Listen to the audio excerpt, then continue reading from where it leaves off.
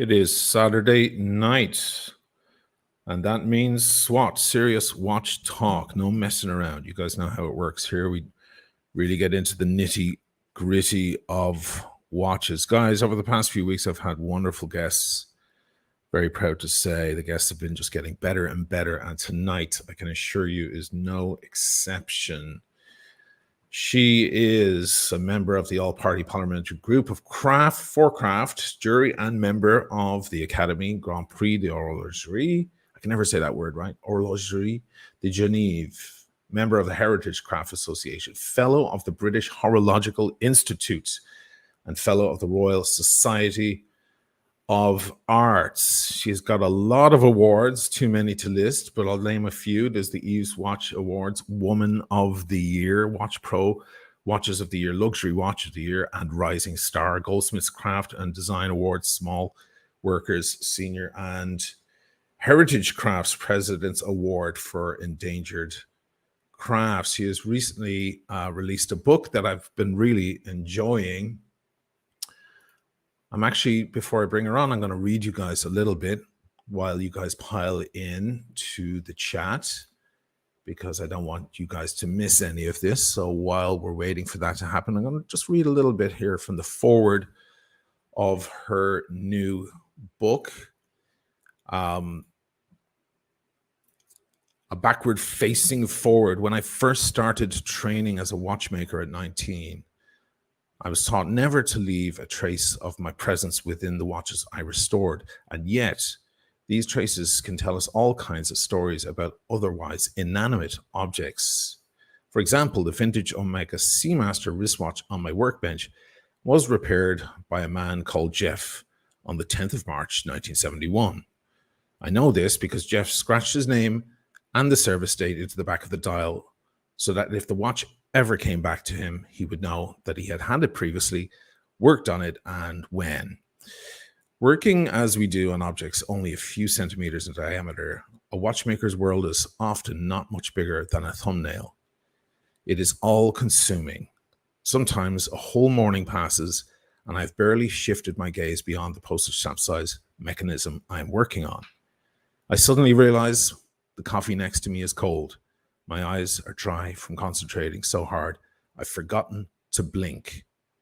My husband, Craig, is also a watchmaker, and although we work on benches that face each other, we can spend whole days in near silence, exchanging little conversation beyond orders for the kettle.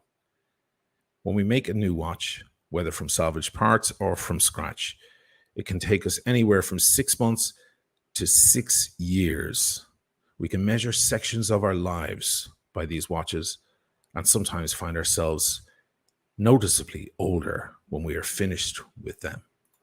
Fascinating intro there. Welcome to the show, everybody. Rebecca Struthers. Such an honor to have you here, darling. No, thank you so much. Thank you for that amazing introduction. I don't know how I'm going to live up to that now. Well, I want to show everybody your book as much as I can, just to drill it in. I've been really enjoying it the past week. Thank you for sending it to me earlier this week. I actually had, because I've been running around the city and filming watches all week, I haven't been able to pick up a book. So I actually there was no audiobook version, at least not one that I could find. So I had AI read it to me. I went onto an AI service and I picked a female voice with a British accent somewhere close to yours, so it would sound like you were reading it to me in the headphones. It's a fascinating book. Congratulations on that. When did you start writing it? Thank you. Yeah, it's a bit varied. So some of it comes from my PhD, which I've been working on sections of it for 15 years now. And then other bits of it I researched just for this, so sort of 3 years old. Yeah, so a real mixed bag. Yeah, there you are signing all oh no. You found all this. Yeah, that made my wrist ache. Yeah, I gotta get my hands on one of those. Of course, you've been featured on the BBC, you've been featured in the Guardian and the New York Times and the New Yorker and many other publications. I think you're taking the watch world by storm. if you don't mind me saying so. I've heard so much about you from various viewers of mine. Um, how is it? I mean, this is probably a question you get tons, but let's get into it. Isn't it a male dominated craft, this, or am I mistaken? I think it is certainly at the higher end of things. So, and in the UK as well, it's quite different in Switzerland. But even then, women tend to be stuck on more production line stuff. You don't get many female master watchmakers. Uh-huh. And yeah, very rare breed in the UK historically as well, which I cover a little bit of the history behind that in the book. But yeah, it's changing slowly. I'm seeing more women come through the system, but part of the issue is it takes so long to learn watchmaking too that even someone training now isn't really going to reach their full potential in making terms until about 10 years. And then if they Right. set up their own business, it could be another 10, 15 years into their own business before there's someone that we'll all have heard of. So it Yeah. takes time, but it is changing, I think. Well, rather than go over questions that I've seen, I've read a few interviews with yourself from other people and so on, and rather go through everything that you detail in the book anyway, when you get into and how you got into watches. I know you were interested in being a pathologist in the first place, so and your parallel that you make between an autopsy of a human body and a broken watch is an amazing one. I started chuckling. I was on the boat here in the bus. I started chuckling to myself about that one. I want to get a little bit more profound because why waste any time? Let's get straight in, come out swinging, hit the ground running, as they say. There was a quote that you mentioned a few times earlier in the book, which is credited to Galileo: measure what is measurable and make measurable what is not so. Are we measuring time?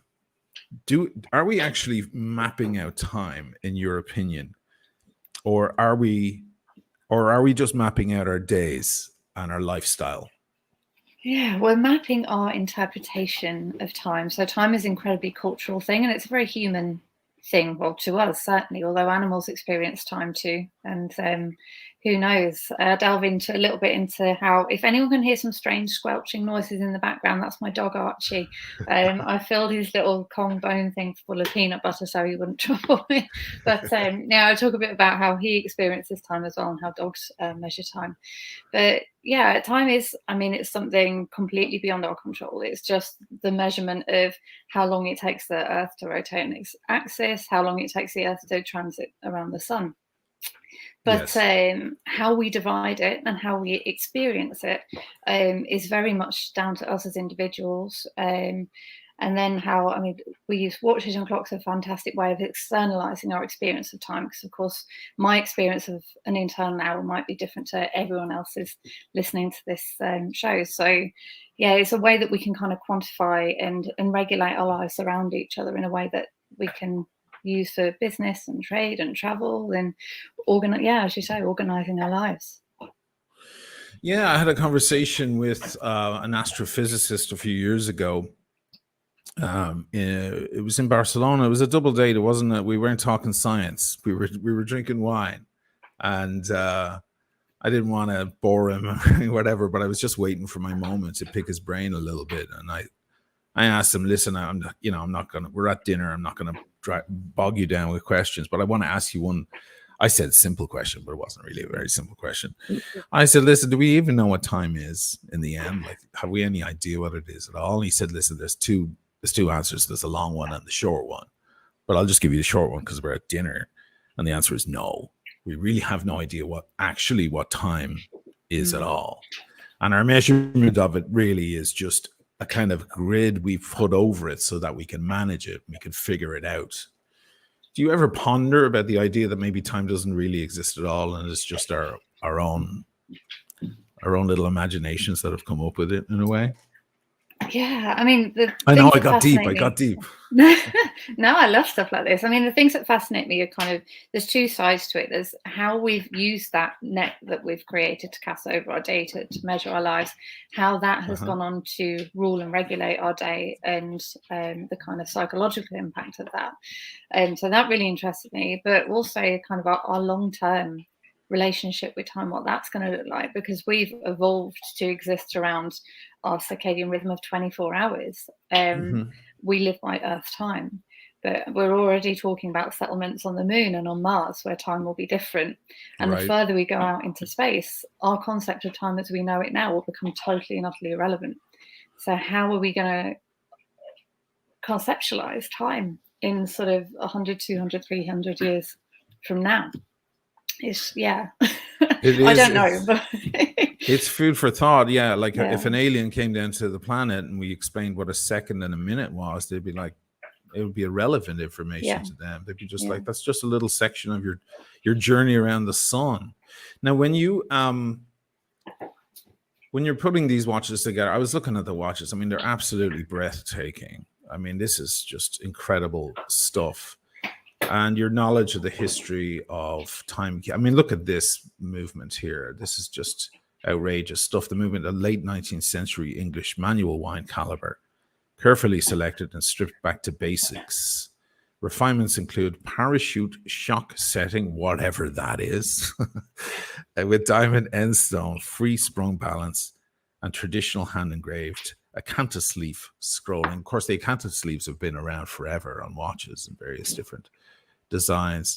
This is magnificent work. I noticed as well, you mentioned that you tend to work only when you can, work in precious metals. Is that still the case, or do you ever make steel watches? No, very much precious metal. So this stems from when I first started training. I actually started out as a jeweler and silversmith, and I was really fortunate at the point I went through college and uni that the tutor, it was a kind of a higher education course, it wasn't a degree, and the tutor retired the year that I finished the course, and he'd started his apprenticeship when he was 13 years old. So he was this incredible master of craft. And he taught me not only a lot about the basic hand skills, it was all really hands-on. So how to use a file, how to use a saw, the fundamentals. And not only did he teach me that, but he kind of passed on his philosophies. And one of those was to only work in precious metal, because you should only work in metals worthy of your efforts, which when you're hand making things as opposed to CNC, computer making, and it's going to take you 3 months to make a case, why are you going to spend 3 months hand making something in steel when you could make it in gold? So that you put so much work into that, and to it's really to do it justice. It was heartbreaking as well in the book that when you're told that story, and then he loaned you the gold pieces just so you could work with them, and then you figured out payment later on. But then when you fell on hard times, or you had to pay the rent at some point in a dip in your life, you had to then pull that watch apart. All that hard work, you had to pry it apart and melt the parts down. It was amazing just to think of the journey of a watchmaker and the ups and downs. Is that a constant looming thing? I mean, obviously now you've had a certain success and these pieces are monumental in level, but do you think is it a fact that watchmakers go through ups and downs? I'm a musician by trade originally, so I know what it's like to worry about where you're going to get your next, $10 to buy a sandwich or whatever. And then sometimes you get a big gig, and then all of a sudden there's money in the bank, but it goes up and down, and it's never a kind of a dependable thing. Is it the case with watchmakers? Feast and famine. I think there are ways in which it's quite similar to the music industry, actually. One of the things we're not so good at talking about is that it costs quite a lot of money to get into these industries. The equipment's really expensive. It takes a long time to make things. The materials are all expensive. Same with kind of musicians, like booking out venues and tours and stuff. It all costs money. And just like music, you kind of, these days at least, it tends to be people with a bit of financial backing behind them, whether that be family or friends, dominate the industry, and it's made very hard for people who are really starting from scratch to get their way in now. It took us the best part of 10 years to be fully kind of comfortable. We're at that point now. We're a few years into being comfortable, and it is wonderful. I can't tell It's you when wonderful you've you been finally through get. that to get to a point like, oh, we've just got there's money in the bank. That's nice.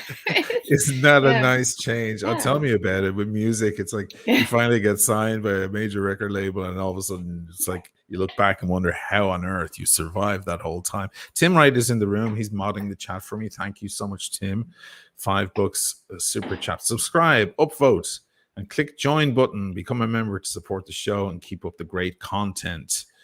Also, see the Patreon link. Thank you so much, Timothy. And we also have Old Watch Lady Owl in the chat. Thank you so much for the super chat. The book is wonderful. Everyone interested in watches and time, and Archie, the dog, should read it. Yeah, no, that's funny. You were talking about how clinical some environments are when they're making watches, where you guys are a lot more relaxed, and you've got Archie in the corner yeah. snoozing away, and it's kind of a family feel. Of course, your husband is also your partner in the business and a watchmaker. Is that hard? There's an interesting one, because I've dated musicians, and sometimes there's a bit of competition goes on, this kind of stuff. And I remember swearing years ago, like, never again, because you don't want two musicians under the same roof. Does that get a little bit weird? Do you ever find him like looking over your shoulder going, I don't know about that, or judging, or do you do the same in the other direction? We're actually we're lucky, I think, as we really get on. It's tragic, really, isn't it? We do just really get on. I mean, we hardly ever argue, and for two people who are literally together 24/7, I think we have very different skill sets, which really helps at work. So we're doing different sides of the job. Yes. So we've always said that kind of individually we're good watchmakers, and together we make one very good watchmaker, and that's kind of we're kind of a unit with it. I think it'd be harder if we were both good at the same things and wanted to do them differently. But the way we work, we're good like tag team. Is he like better at certain things and you're better at other things, and you can complement one another's work, kind of thing? Or are you parallel, ships sailing in the same direction, in the same, parallel to one another? Is it like that? I think we're just very different skill sets, and as you said initially, like good at different things. So he has dyslexia really bad, and I really don't. I'm totally opposite end of the spectrum, and that kind of difference of skills, I think, just works so well together. So he is very creative.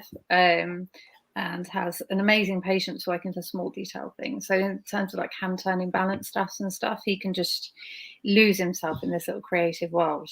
But anything mathematical, like, forget it. So all the technical engineering stuff is my side of it, and then he does this.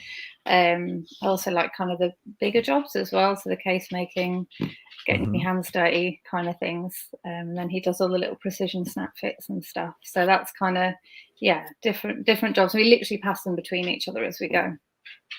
And how's your back? Because people talk about the pains in backs when people have to bend over. When they're watchmakers, always have to bend over and look for pieces that they dropped on the floor.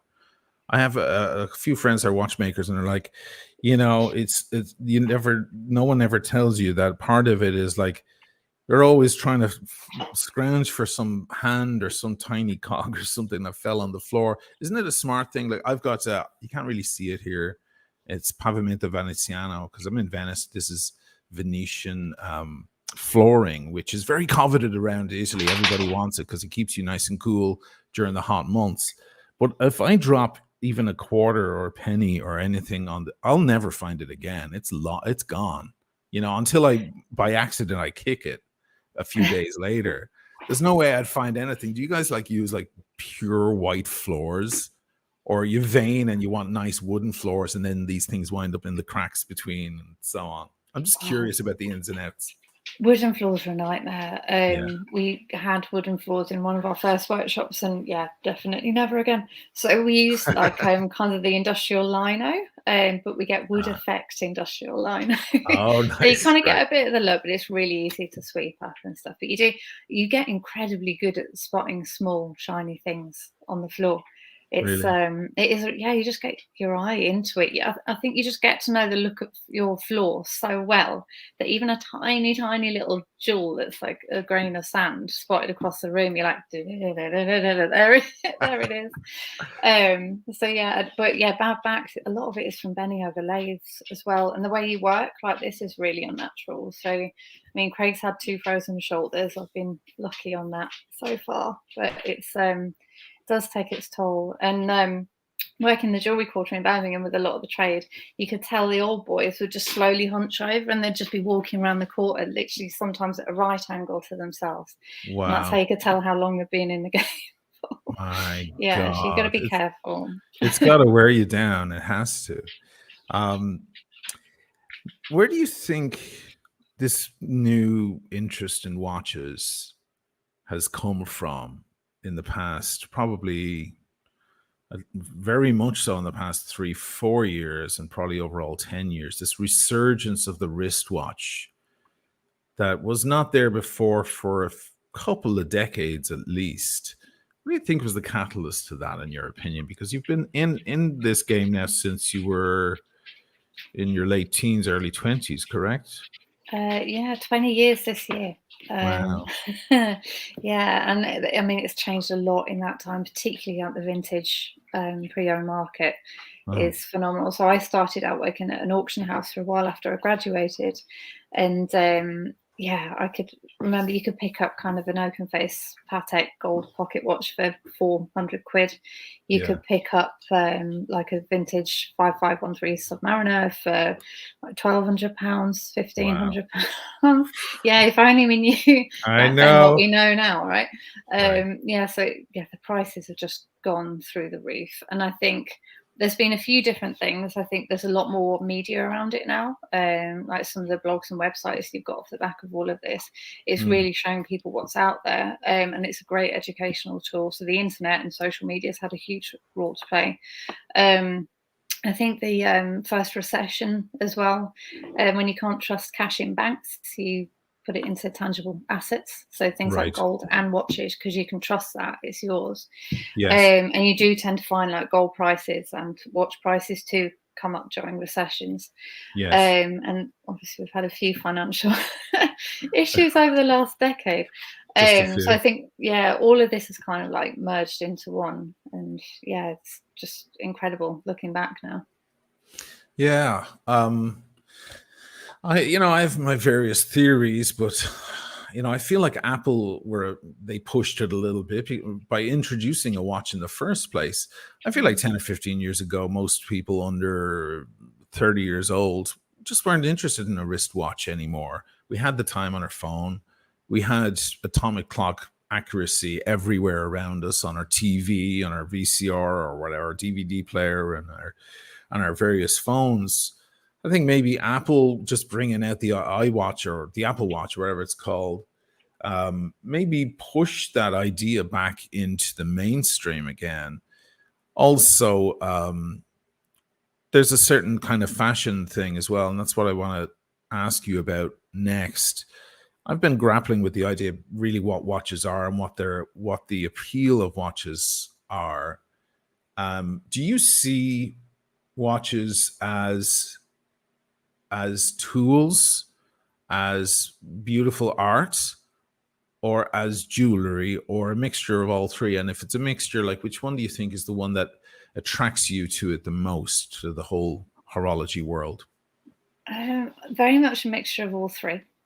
Yeah. And that they are these little incredible works of mechanical art that we share such a close personal relationship with. I think for me, it's the thing that I find so fascinating, because they're not just a scientific object. They're a scientific object designed to be beautiful and to connect with us, and that we would want to wear on our bodies. And because of that, we create memories with them. They kind of almost have a personality to us, and we pass them on through the generations as well. And when you kind of get inherited pieces with these stories behind them, it's almost like this little machine develops a life of its own.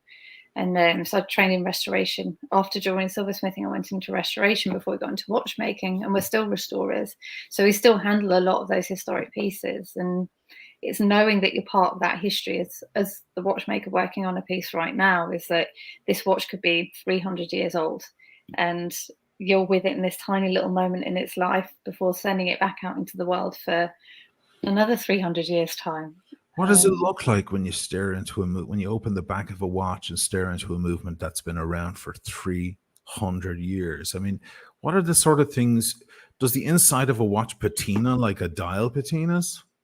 They can do, yeah. So it depends on how they've been treated. If they've been treated really well, you don't get as much of that. But particularly if you've had the wrong oils being used or too much oil, you can get fingerprints actually will almost burn into the gilding, which isn't great on one side of it. But the other side of it is that kind of you're looking at a fingerprint that might be 100, 200 years old. So you're looking at part of the history of the people who've handled that watch, which is really cool. And then as you take them apart as well, you get a lot of hidden messages. So you can get everything from service notes from past watchmakers to actual setup notes that were included by the person who built the watch in the first place all those hundreds of years ago. Oh my God, that must So be there's little exhilarating. detail. Yeah, it's really, really cool. And different parts of the watch were made typically by different people too. So you had spring makers, chain makers, screw makers, and some of them would sign their own components as well. So sometimes you get the main spring, the powering spring has its own little signature, and that's hidden inside the barrel. So unless you're taking all these things apart, you wouldn't know that the maker had left their signature, hundreds of years ago. My God. Do they write it in pen or pencil? I noticed with instruments, American guitars and stuff like that, you take the neck off or you take the pick guard off to repair something, and it's from 1970 or something, and it's in pencil normally. I don't know why that's a thing. Do they use pen? Ink? And the early ones, they actually scratch it in. They scratch it in? Oh, wow. So it's actually properly like hand scratched in, though not very neatly done usually. Right. And then the later, so by the time you get to sort of 60s, 70s service centres, then you're more likely to get pen. It's usually pen inside the case back. I mean, when you're given a part, look, I'm thinking about modern watchmaking, and I'm thinking about ETA and Solita and all these kind of generic, excellent Swiss movements, but generic things where their parts are so available. There's a parallel there with cars, that certain car brands, that if anything breaks down, most repair places are going to have the replacement part. Whereas if it's a very specialized car, something very old, very strange, very expensive, they'll have to send off for the part. It could take months to even get the part. When you open a 300-year-old watch, no one's got the parts. What do? Rebuild the bit that broke? You make it. And that's the wonderful thing about older, the saying that they don't make them like they used to. Very much the case with cars as well as watches. So any good craftsperson can repair a classic vintage veteran car, like any good watchmaker can repair an old watch. They're designed to be taken apart. They're designed to be repaired. And you can tell the quality of a watch by how easy it is to take apart, repair, and put together. Really? Very much. Yeah, I find that anyway. It's certainly when we design watches now, we consider that as we're making them. How will this be repaired in 100 years' time after we're long gone? Kind of that kind of foresight, because you do handle these old things, they are going to be around. But I do look at some of the modern watch designs and I think, blimey, I wouldn't want to be the person in the service centre working on that in 10 years' time. Right. Yeah, you do see some tricky watches being created, I think. But then who knows what will happen with 3D printing and stuff. I'm sure that will catch up to the grade. And do you ever go near a modern watch? Does anybody ever give you their Rolex sub and go, hey, it needs a tuning, can you take a look at it for me? Or are you only dealing in classic, beautiful old vintage stuff? Pretty much only the old stuff. I mean, we don't even have water pressure testing in our workshop because it's just not. It's not part of your thing. No. Oh my God. I feel like that's the go-to. That's the one thing every modern watchmaker, even the bad ones, at least he's got that, so he can check if the seals are good. We have no battery testing equipment in our workshop at all. Okay. All very manual. Wow. I mean, fascinating stuff. 200 in the room. Guys, you will have a chance to ask Rebecca questions in just a minute. I'm already seeing some nice questions, but if you want to hold off the questions for a minute, because we're going to do rapid fire questions, in just a moment. I want to talk to you, Rebecca, about isochronism, about that discovery, and about, I want to keep things kind of, deep and heavy, because this book is making me think of so much. I snapshotted a couple of quotes here. Death and time, of course, go hand in hand. Time is the unstoppable beat that counts down the hours of our life. And then Baudelaire once described it as the watchful, deadly foe, the enemy who gnaws at our hearts. In your forward, you say, like, some of these watches take you 6 years to build. Do you get nostalgic then, looking when you have to hand the watch over? If you're selling, I'm assuming you're selling these watches, right? I can only imagine the sort of people that you have as clients, but do you get a little bit nostalgic when you have to hand your baby over? Yeah, I mean, I'll say our clients are patient ones. Right. The sort of people they are, but yeah, it is quite sentimental and scary. I mean, I've not had kids leave for university, but I imagine it's that similar sort of the fear: are they going to be okay? Is the world going to look after them? Are they going to behave? Right. Yeah, you do worry. Like we've not forgotten any of the watches that we don't make that many of them, but over that time you develop quite a close relationship with the client as well. So you keep in contact fairly frequently, and certainly for clients in the UK, quite often end up visiting our workshop, and Sure. we meet them several times throughout the process. So yeah, it is quite a sentimental moment. Do you ever go back and do something again that, like, I can tell you the parallel with music, I'd listen to a piece I wrote or arranged or whatever 6 years ago. I'll listen to it now and go, poor fella didn't know what he's doing. Like, let me go back and fix that, like it's a kid, Yeah. whereas, I've developed my skills since then. Do you ever look at other parts of the watch and go, now that I know what I know now, let me go back and fix Rebecca's work? Yes, absolutely. Yeah, completely. And that can be why it takes so long sometimes, because by the time you got to that end of 6 years, you're kind of looking at one of the early bits you made and thought, oh no, that's going to be better. I'm going to do it better. And then you're kind of chasing your tail. But I think that that's a really important part of any creative process, because the minute you're sat there thinking, well, this is brilliant, this is the best it'll ever be, well, you might as well give up. It's good to be constantly looking at your work and thinking, okay, how can I do that better? How can I improve that? And just keep pushing that. Like, what would I do differently next time? Now, have you traveled? Because I did want to talk about Galileo a little, as you noticed in the video, my recent video about how a watch works. And thank you for watching that, by the way. I just wanted to give you some reference. It did. Have you done much traveling to these various places? Like, apparently now I know there's a turret clock in Chioggia, which is about a mile from my house here, 2 miles. I've got to go see it now. I had no idea. Do you go to these different locations? Have you seen the famous chandelier in Pisa and stuff? Is that part of your historical, because your knowledge of the history of watches, leaving aside your ability to build watches and restore watches, but as a historian of watches, I think that's what really comes through strongly in the book. Did you have to do all of that kind of research and go to the various places and to really take in the atmosphere? Yeah, I mean, I've been to some of the places, and I mean, there's so much cut from the book as well. The book was about 3 times as long as the version that's ended up on the shelves. So, Wow. and there was more kind of descriptions of going out to some of these places. I've never been to Pisa, and unfortunately, because some of this book, or quite a lot of this book, was written during lockdown, the new research, because I discovered the oldest timepiece I talk about, or possible timepiece, is 44,000 years old, and comes from a cave on the South African border. And I was just reading about this place, kind of like the seat of humanity. Like, I have to get out there. I have to go and visit it. Just, yeah, what an incredible place to go, where humans have been living for kind of over 100,000 years. And unbelievable. Yeah, but I've got no excuse now, though. Yeah, you got to do it. I mean, I have no excuse about Pisa. I put Pisa all over that video, and I could have just taken a train.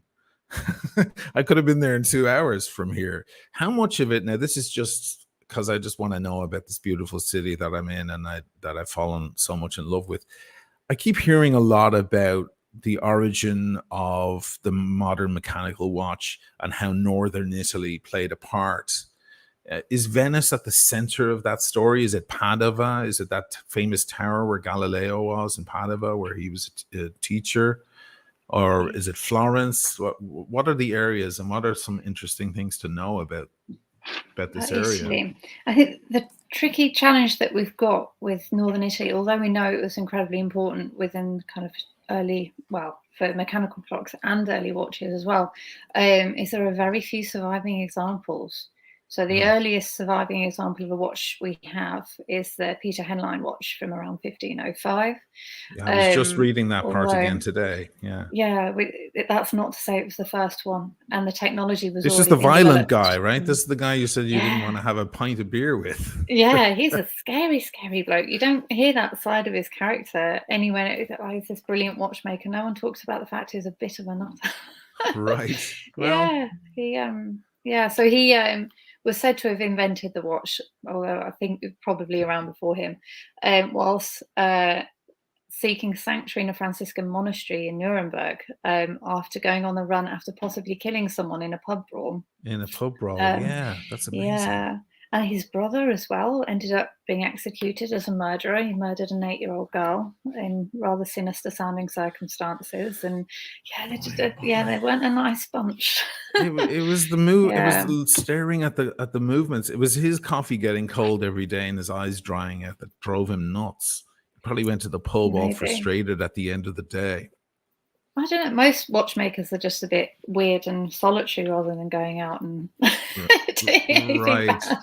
But I don't know. Is it a solitary life? It's a solitary life. It's got to be, right? Yeah, definitely. I mean, when I was at uni, going from jewelry and silversmithing to watchmaking, so they were taught at the same university. When I started in jewelry, the watchmaking and clockmaking students did have a bit of a reputation because like jewelry and silversmithing was pretty much female students. There are female students too, but it was mostly female, whereas it was the absolute opposite for horology. Right. And they were all thought to be quite strange, and there was even like a sign on the workshop door saying that like no one else is allowed in unless you're a staff member or horology student. And they had to go for lunch at different times to us, and it was all very like cloak and dagger. But wow. I think it takes a certain kind of character, I think, and you've got to be quite happy in your own little world, because you are working on something so small. Like anything else, you could be in a huge room or a tiny little room. You could have loads of tools and equipment around you or other people, or just be you on your bench. Because like when you're working, it's this tiny little world that's in front of you, and that will be like that for your whole day, potentially for days on end. So you've got to have that. I'm just looking at the design of your watches here. Obviously, on the back, it's just outrageously beautiful. And on the front, you're keeping things very, very simple and minimalistic. Is that the general style of your brand? Yeah. Look at that case as well, that watch case. Oh my God. Do you build those yourselves or do you outsource? Yeah. They're all kind of handmade, and we sold them all together. And Craig did a case making scholarship as well. So I'd already trained in a bit of jewelry, and he got a scholarship to go and train with a guy who was the last case maker in the UK, just specialising in case making. So this is the endangered craft thing again. The only case makers I now know making watch cases out of sheet and bar metal, turning them up in lathes and forming them are watchmakers who also offer it as part of their restoration. I don't know anyone who just makes watch cases. But Sorry, go ahead. I was going to say, everything we make, we have to make on our old tools because we don't have any modern technology. My laptop's about the most modern thing we have. So everything we do, like these sort of styles, are what lends themselves to machines that are made anywhere from sort of our hand tools go back to about 1860, 1870, and our machines start around 1900 up to sort of 1970. This thing looks like the H4. The Harrison H4. Thank you. That's a huge compliment. compliment. Yeah, the Carter. And that one I designed. So it's a client. The names of these are our tailor-made watches where we use historic movements. We also have 248, which is our completely in-house movement. But the Uh-huh. tailor-made movements came out of us getting to a point where everything we were doing was completely bespoke, which is great for building your reputation, but terrible in terms of making any money because you never get to Sure. make back your research and development because you're only doing one. So we started Yeah. asking a few of our clients whose ideas we really liked if we could make more of their watch, and in exchange, we would name the watch after them. So we've got the Carter named after Mr. Carter, the Kelso after Mrs. Kelso, and the Kingsleys after Mr. Kingsley. Oh, wow. And the Carter, yeah, that was a really fun one to do and brought in a lot of jewelry. So the pendant actually swivels full 360 and will keep going. The whole thing turns around. So that Oh, was yes. I offered to do that for the client because it was a cool little anti-pickpocketing device that they introduced in the late 18th century. What, So that it spins? that it spins, yeah. So you've got your watch on its chain hanging. Yes. If you've got a static bow and the bows are just held on by friction, a Yes. pickpocket could come up, pinch the bow, twist it off, and pull the watch off its bow. So you'd lose the bow, but you'd take the watch, Okay. which obviously isn't great. But if the whole thing spins, they can't twist that friction little Oh, they lock can't the break bow it. on. It just keeps Yeah, it just spinning. keeps spinning. Oh my Um, God. so I thought, That's oh, beautiful. I love that little kind of quirk of design. I thought I'll offer it to the client. And he went for it. And then after I'd offered it, I realised that that design was for key wind watches, not keyless wine watches. And this is keyless wine. So then I had to try and figure out a system where you can have the winding stem and crown running through the middle of this completely spinning. The whole of that sleeve spins and the bow I, spins s- round and everything keeps I moving see and you what you're can take the saying. crown out. Yeah, Oh my God. that was tricky, but I love a challenge. I mean, I would die for a watch like that. I mean, that is the holy grail. I know it's a pocket watch, but I don't care. Like this is amazing. Now, without revealing too much, of course you can't, but what kind of clients do you get? I mean, what are the people who approaches you? What kind of person is the person who's going to, first of all, be happy to sit around for up to 6 years to get their piece, and who know, oh geez, that is breathtaking. Look at that. And who is after this kind of horology? Are you looking at people who are big collectors who literally have everything and now they just want to head into the unknown, into the ultra rare? Obviously, you've got people with some deep pockets, but is it normally enthusiast collectors, or is it somebody like buying uh, maybe as a gift for someone else, or what's the normal kind of uh, customer that you get? There's a close up, by the way. I should have shown that while you were Oh yeah, that's describing. the sibling. Yeah, yeah. It's really varied actually. So we have a few people who are kind of watch collectors and have been for a long time. A few people interested in British independent watchmaking or independent watchmaking more generally. Uh-huh. But we also have people who are more interested in beautifully crafted things. So Yes. it might be a watch, it might be sculpture, it might be a hand-built car. So Archie's crying now. She's very frustrated. Archie. I'm doing this We evening and won't be not long, paying him Archie. attention. Sorry, Archie. Um, yeah, so it might be this, or yeah, sculpture, or interiors, or yeah, a whole host of other things. And Yeah, this might be one of only kind of 2 or 3 watches they own. So I yeah, see. it's a real mixed bag. It's just amazing. I mean, I can't keep my eyes off that movement. Just look at the decoration. Are you guys putting that decoration in yourself? Are you hand carving all those acanthus leaves, or are you using? Do you ever use pieces that were from an older piece that is already decorated, some sort of plate or something like that, and then work your art into it? Rather like a tattoo artist, for want of a better example, sorry, will come along to an already made tattoo by someone else and then add extra parts along to it. Do you ever do that kind of thing, or do you just take these materials and hand carve out all this beauty yourselves? Actually, really, I did nearly train as a tattoo artist at one point. I was having Oh, a very okay. bad day at uni, and so I could have had a very different life. There you But as for these, I mean, that watch there, that's been hand engraved, but we work with engravers. So we have kind of a few creative people that we work with from different disciplines, because we're great believers in outsourcing to other masters of craft. And that's, yeah, a really important part of how we work, because we're watchmakers and now case makers, but that's what we do. We do the watchmaking side, and we'll never be as good an engraver as someone who spent the last 30 years just engraving. So that I was a gun see. engraver that we worked with. Quite often work with gun engravers, actually. Brilliant gun engravers out there. And yeah, it varies whether or not we use the original parts or we completely rebuild them. It depends on the scarcity of the watch. That the movement of the pocket watch was made by Victor Kohlberg, who was one of our favourite historic watchmakers. He was around at the end of the 19th century. And we decided to rebuild a lot of the plates for that rather than damage them. So technically, you could put that pocket watch movement back to the way it was before we laid our hands on it. And in the presentation case, you might have seen one of the pictures, I can't remember if you showed it, there's Yes. a little capsule underneath inside the box that's got original parts in it with the watch. So the Very original good. dials in there, everything's in there. So we keep everything like that with the watch. Guys, The Hands of Time is the name of the book. If you open your cameras and point them at the screen right now, it's going to pull up the Amazon link directly to the book. I believe it's available in the United States on Monday, but by the time maybe some of you are watching this episode, it's already out. It's already available in Europe. So just use your camera, turn on your camera on your phone. It's okay, Archie. We won't be long. Not long, mate. Not long. I'm sorry. And hopefully that'll pick up, and you'll get the direct link over. It's now. What's going on? Oh, there he is! Finally, we get to see Archie. I know. There's a face behind because I've been imagining Archie in so many different forms reading the book. Hey, Archie, sorry. It's all my fault, man. I promise.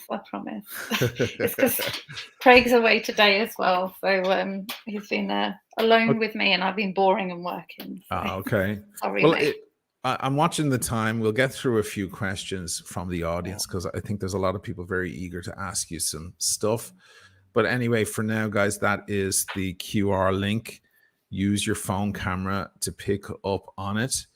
Everybody get their rapid fire questions. Try and keep them simple and concise, and we'll try to too. Not that you have to ask me anything, it's all Rebecca, but if you need to ask me anything, I'm here too. So get your questions ready, guys.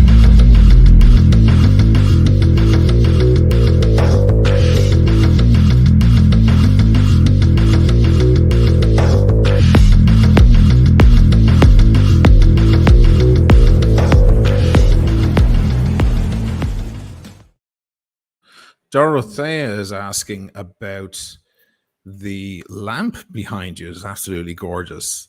Where can they get one of those lamps? What is that lamp? Wish it had a lovely story behind it, but it's just John Lewis.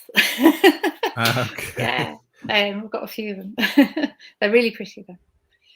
Ray was asking, what is your favorite watch brands for yourself? Oh, I really like the old stuff. So I suppose if 1920s, 30s Cartier, if I can specifically choose that era, that would, yeah. Cartier. Yeah. What did you say, 1920s? 1920s and 30s, that kind of early era. Yeah. Why specifically those? Is it because they don't have batteries? Because of course a lot of Cartiers these days have batteries, and it's about a fashion. It's more of a fashion brand really than a horology brand. I think it's the combination of a lot of the movements were brought in by European Watch and Clock Company or Jaeger LeCoultre, and or just Jaeger back then. Well, no, LeCoultre back then. And the cases were just works of art, like the jewelry and craftsmanship in them. When you work on them, you can see the solder lines where they've been put together by hand. So there's so much detail that, yeah, as soon as you get into mass production, you lose a lot of that. But that era is just, yeah, work of art. I'm terrified of vintage. I wouldn't know what I'm looking at half the time, and I'm obviously thinking about parts that have been replaced and so on. You want the most original thing you can get. Easy $5. Thanks so much, Rebecca. How would you rank Roger Smith, who has who hand makes 90% of his parts. Is he an idol to you? If not, who's influenced you? I said the biggest influence for me has got to be Craig, because we work together, There you go. and he's a huge influence. And yeah, Good answer. yeah, and Roger's great. I think what he's done for raising the kind of status of British watchmaking and following on George Daniel's legacy is, yeah, it's phenomenal. I think British watchmaking's at a really exciting point. Pink Floyd or Led Zeppelin? Ah, dear, Pink Floyd. I would go with Floyd as well. Do you guys listen to music while you're working away on your benches there to help the hours pass? We do. I'm sat in front of our record deck as well at home. You have the radio on at work. We're kind of at work, probably jazz, funky, soul-y kind of people. A lot of that at home as well. Daniel wants to know, is there a good place in London to get a tattoo? Which place would you go to, seeing as you know a lot about tattoos?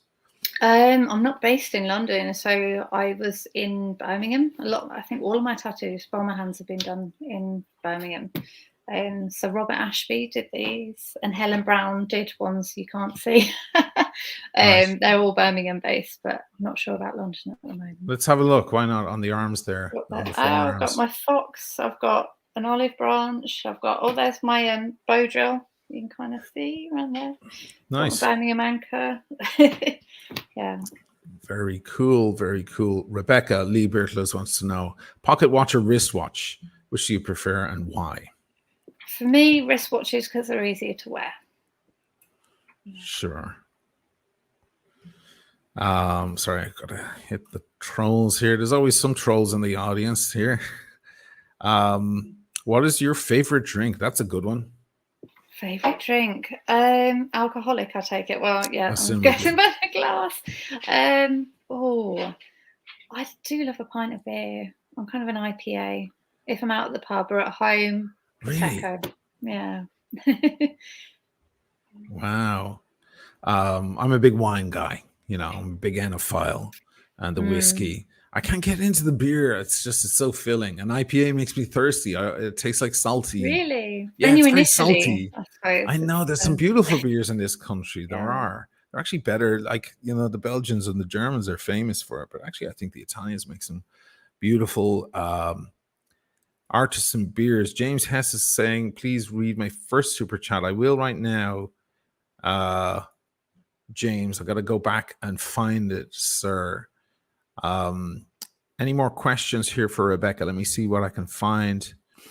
Dun, dun, dun, dun, dun. Beer's too floaty, says Easy. Okay, here we are. Hi, Rebecca. How can I tell if a watch is well made?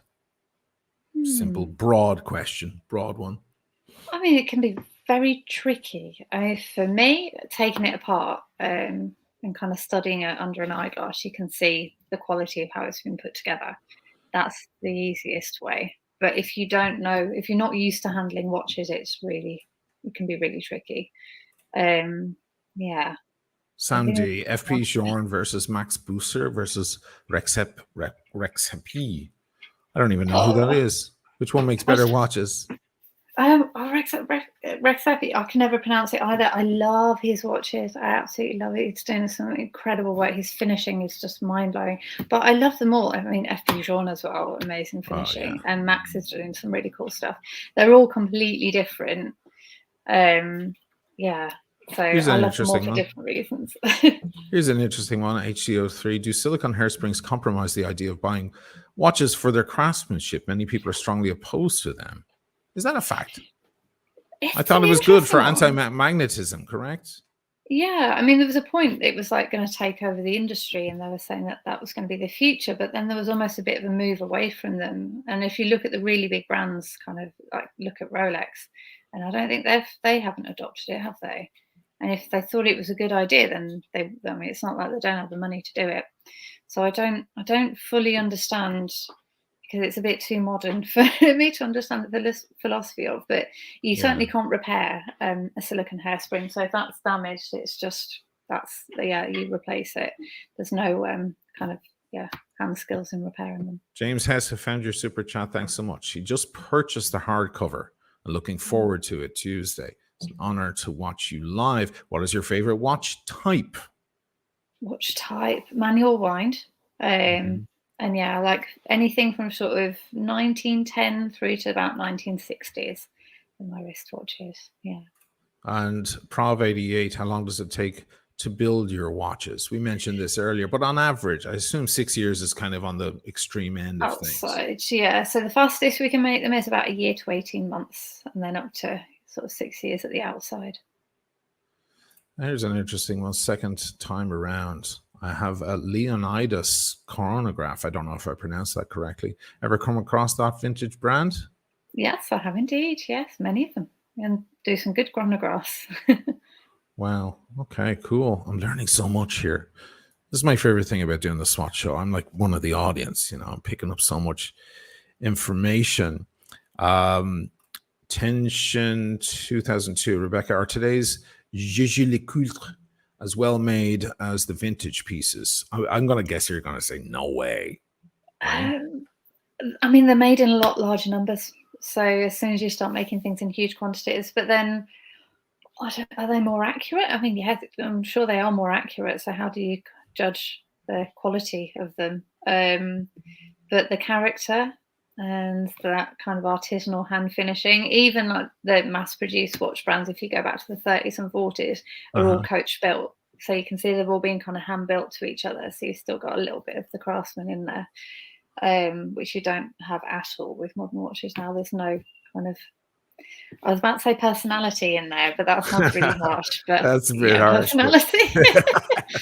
Okay, fair enough. Well, with the sort of watches that are passing through your hands on a daily basis, how can you be blamed for seeing modern watches the way you see them? Chris J has the right idea. Just purchased your book and can't wait to enjoy it. Here's one. MTB Mike, is Archie a staffy? Yeah, staffy. We think staffy boxer. He's quite tall. Okay, great. So let me put up that code once again, guys. Point your cameras. Just get your cameras going, and just raise them up and point them at the screen. If you're watching on your big screen TV from across the room, it should work just fine, especially when it's that big. Or whatever. If you're watching on the phone and you can't use your phone, you have to use a different phone. Then I don't know how you're going to figure that out. Maybe play back this video on your computer. But anyway, there's a direct link to the book, and I have to say it's a wonderful book. I have not finished it yet, but I am looking forward to it. I'm going to spend the next few days again listening, because AI is so good at reading these days. It's just great. I'm able to listen to it, and I recommend, because I have a few friends who are authors, publish books and so on. I recommend, if you can get around to it at some point, or if somebody approaches you to do an audio book, it's a great idea, because you know, other watchmakers can listen while they're working away. They don't have to take their dried out eyes off the movement. There is actually an audiobook on Amazon. It's on Audible. It's narrated, by the brilliant Dr. Anna Pushaysky, who's a material scientist. I've been looking on Audible. I couldn't find it. Now oh no. Because when I put it into AI, you sent me the PDF and I put it into AI, and it keeps reading all the titles and the numbers and so on the page and so on. So I have to just ignore those bits. Well, okay, I'm definitely going to go and get that, because I work away on macro lens footage of watches and stuff like this all the time. So it's nice to just have something playing in the background that'll just keep my attention. And this past 4 days, it's been your book in particular. So yes, great. I'm just looking out for other interesting questions, but I won't keep any more of your time, Rebecca. I want to thank you for coming on the show. I know Archie's getting restless there, looking for a little bit of He's love. done very well. Apologies. It's all right, Archie. To him. Listen, thank you so much for coming on. Again, guys, there is the book. It is called Hands of Time. Doesn't look very good from here, does it? The book. No, that will lead you straight to the book. Guys, I'll show you what the book looks like. There it is. It's a beauty. I'm going to buy myself a copy, and a hardback copy as well, because I was looking at it on Amazon myself earlier. Fantastic. Thank you so much once again. And I'd love to have you back on the show at some point in the future and see how everything has gone with the brand and the reaction of to your book overall. If you're willing at some point in the future, it would be great. But for now, thanks for coming back on, or coming on in the first place, Rebecca. And, no, thank you so much for having me. It was a pleasure, and have a wonderful rest of your Saturday evening. And once again, sorry to Archie. Sorry, Archie. Sorry, Archie, coming now. Okay, thank you. Take care. Have a lovely evening. Take it easy, guys. We'll see you next week on the Swatch Show. I don't know which guest I'm going to have on next week, but I'll see you at the same time. There's Archie. You know. If you're not going to give him the love, he's going to give it to you. I know. Oh, okay, see you guys. With that tongue. See you guys next week for the Swatch Show next Saturday. Take it easy.